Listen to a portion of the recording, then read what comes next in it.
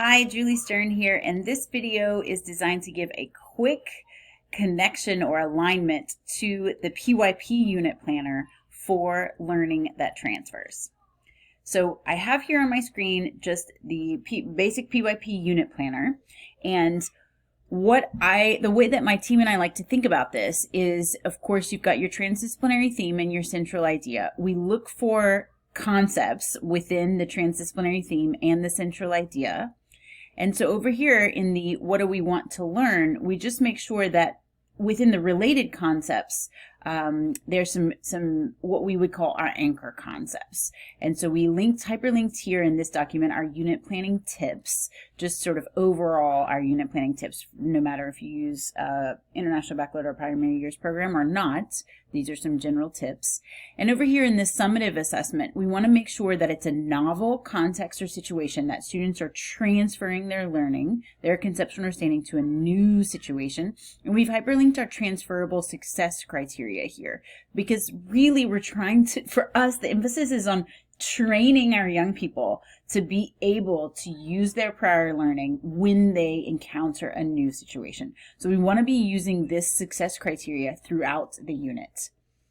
And the other essential piece for us is that there are conceptual relationship questions. So in addition to really interesting, compelling, what the IB might call debatable questions or inviting questions, provocative questions, we want to make sure that there's questions that point student attention to how concepts interact between each other. So this is often an aha moment for teachers, for PYP or IB teachers, is it's not just the concepts by themselves, but that it's the relationships and the connections between and among concepts that build that organizational schema in students' brains and help them to facilitate transfer to new situations.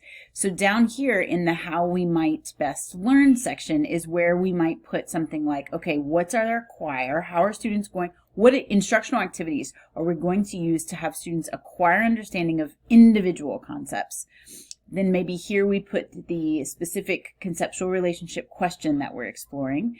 And then we like to think about what's context 1, what's context 2, and what's context 3, where students are applying their learning to multiple situations. And so some schools that we work with think about context 1, context 2, context 3 as the lines of inquiry.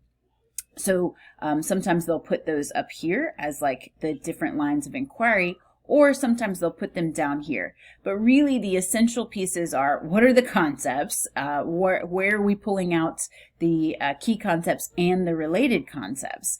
Are we making conceptual relationship questions that point student attention to the ways in which those concepts interact?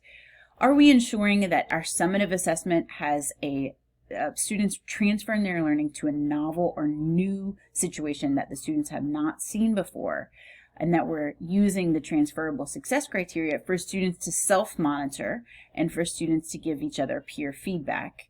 And then finally, are we using the ACT model of acquire, connect, and then transfer, that sort of context 1, context 2, context 3, for students to continually build the skill set of encountering a new situation and applying their learning to that new situation. So let us know if you have any questions. We hope this was useful, and please keep in touch.